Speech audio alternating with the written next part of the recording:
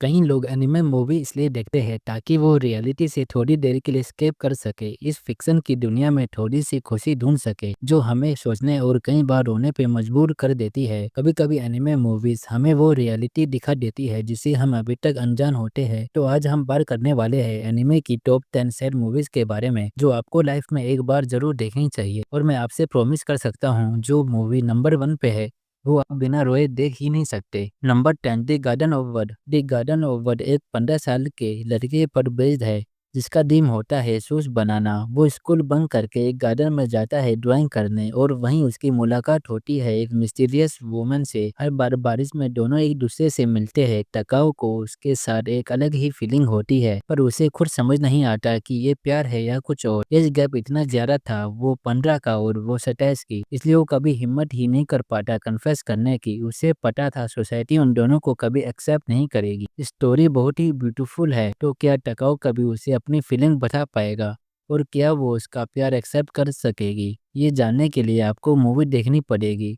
और अगर स्टोरी हटा भी दे, सिर्फ एनिमेशन ही आपको मजबूर कर देगा मूवी देखने के लिए। Number 9, anthem of the heart. ये स्टोरी जून नाम की एक लड़की पर है जिसे बातें करना बहुत पसंद होता है। एक दिन वो अपनी मॉम को बताती है कि उसने डैड को एक औरत के साथ देखा। उस बात के बाद मॉम डैड का डिवोर्स हो जाता है और सब जून को ही ब्लेम करते हैं। उसकी इमेजिनेशन का एक फेरी एग उसे कर्ज दे देता है कि वो अब कभी बोल नहीं पाएगी क्योंकि वो अपनी बातों से लोगों को हर्ट करती है। ये बात उसके लिए ट्रॉमा बन जाती है और वो बोलना ही बंद कर देती है। हाई स्कूल में उसे रियलाइज होता है कि वो अपनी फीलिंग्स सॉन्ग्स के थ्रू एक्सप्रेस कर सकती है। इस मूवी में काफी हार्ट टचिंग सॉन्ग्स भी है। नंबर 8, हटोरी भी नो नोरी ई। स्टोरी एक 6 साल की लड़की ताराओ के अबाउट है। एक दिन वो जंगल में खो जाती है और वहाँ मिलती है जिन से, जिनके पेरेंट्स ने उसे बचपन में ही जंगल में छोड़ दिया था और उस पर एक कर्स होता है, अगर कोई इंसान उसे टच करे तो वो मर जाएगा। टराओ पहली इंसान होती है जो जिन से मिलती है। समय के साथ टराओ बड़ी हो जाती है और उसे जिन से प्यार हो जाता है। उसका ड्रीम होता है जिन को हग करना, पर जिन जानता था कि अगर ऐसा हुआ तो वो मर जाएगा। नंबर 7, डोरेमोन स्टैंड बाय मी। इस मूवी को शायद सबने देखा होगा। ये डोरेमोन के सारे इमोशनल एपिसोड को कंबाइन करके बनाई गई है। अगर एंडिंग देखकर आपको रोना नहीं आया तो शायद आप ट्रू डोरेमोन फैन नहीं हो। Number 6, perfect blue.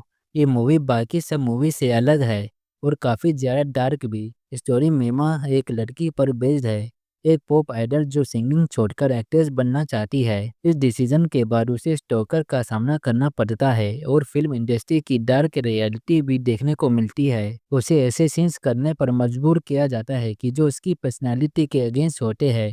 अगर वो मना करे तो उसे काम नहीं मिलता। धीरे धीरे वो मेंटली ब्रेक डाउन होने लगती है, रियलिटी और फैंटेसी में फर्क करना बंद कर देती है और फिर एक एक करके वो उन लोगों को मारने लगती है जिन्होंने उसे इस सिचुएशन में ढकेला।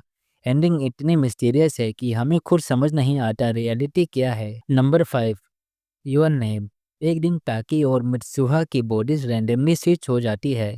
वो एक दूसरे की लाइफ जीने लगते हैं। टाकी डिसाइड करता है कि वो मित्सुहा से जरूर मिलेगा, पर जब वो उसके गांव पहुंचता है वो शौक हो जाता है क्योंकि वो गांव 3 साल पहले एक मीटियोर क्रैश में डिस्ट्रॉय हो चुका होता है, पर उनकी बॉडीज तो कुछ दिन पहले ही स्विच हुई थी।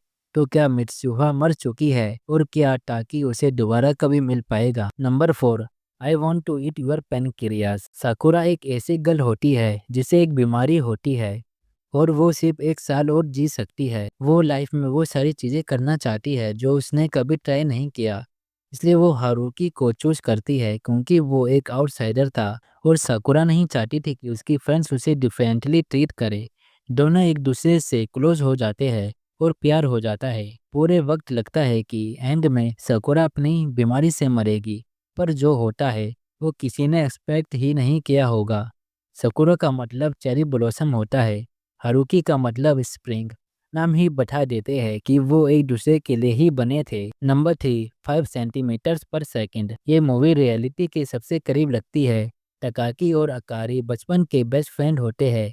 लोग उनका मजाक उड़ाने लगते हैं कि वो रिलेशनशिप में है, लेकिन टकाकी को फैमिली प्रॉब्लम की वजह से शिफ्ट होना पड़ता है। वो दोनों प्रॉमिस करते हैं कि कभी अलग नहीं होंगे। शुरू में दोनों एक दूसरे को लेटर लिखते हैं, फिर धीरे धीरे वो भी बंद हो जाता है और मिलना भी। बिल्कुल वैसे ही जैसे हम स्कूल के फ्रेंड से प्रॉमिस करते हैं कि कभी अलग नहीं होंगे, पर रियलिटी कुछ और ही होती है। मूवी 3 पार्ट्स में डिवाइडेड है। हर पार्ट में एक नई गर्ल होती है, पर टकाकी कभी पास्ट से मूव ऑन नहीं कर पाता और इस वजह से वो प्रेजेंट में किसी को चांस नहीं देता। मूवी सिखाती है कि लाइफ में मूव ऑन करना कितना इम्पोर्टेंट है। Number 2, a silent voice. सोया एक बुली होता है जिसे किसी की फीलिंग की परवाह नहीं होती। एक दिन क्लास में एक न्यू गर्ल आती है सो को। वो ना सुन सकती थी ना बोल सकती थी। सोया हमेशा उसे बुली करता रहता था। एक दिन वो लिमिट क्रॉस कर देता है। बाद में उसे अपनी गलती का एहसास होता है और नेक्स्ट डे माफी मांगने जाता है, पर पता चलता है कि सोको स्कूल छोड़ चुकी है और रीजन होता है सोया। इस बार से वो कम्प्लीटली टूट जाता है और गिल्ट में जीता है। सुसाइड ट्राई करता है। कुछ सालों बाद वो सोको से फिर मिलता है। वो पूरी कोशिश करता है कि उसकी लाइफ बेटर बनाने की। ये मूवी एक मास्टरपीस है। Number 1, Grave of the Fireflies. इस मूवी को देखना दिल के कोमल लोगों के लिए नहीं है। अगर आप छोटी बातों पे इमोशनल हो जाते हैं तो प्लीज ये मूवी मत देखना। स्टोरी 2 सिबलिंग पर बेस्ड है जिसके देश में वॉर चल रही होती है। उनकी आंखों के सामने घर फैमिली सब बर्बाद हो जाता है। पहले वो अपनी आंट के साथ रहते हैं, पर आंट के तानों से तंग आकर वो घर छोड़ देते हैं।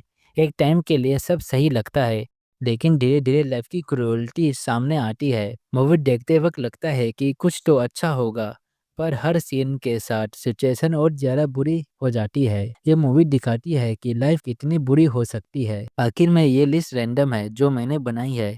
सब मूवी इक्वली अच्छी है। अगर आपने इनमें से कोई मूवी देखी है तो कमेंट में बता सकते हैं आपको कौन सी मूवी पसंद आई।